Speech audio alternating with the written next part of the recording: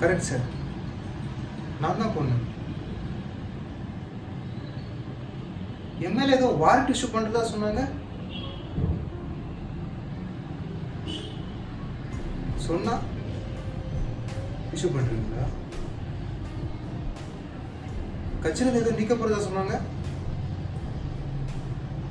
எங்க நீக்குங்க?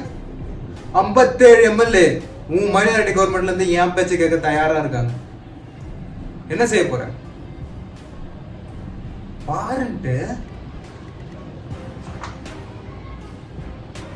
பழக்கம் புரியல.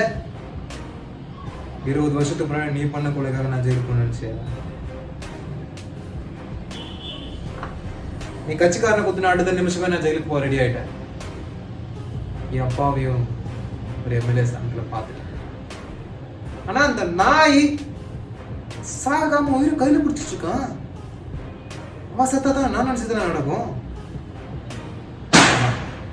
நானே என் காலால நசிக்கும். இல்லாத ஒரு வாய்ப்பை உருவாக்கவும் தெரியும், அந்த வாய்ப்பு கையை விட்டு நழுவி போனேன். இதுக்கு தக்க வச்சுக்கவும் தெரியும்.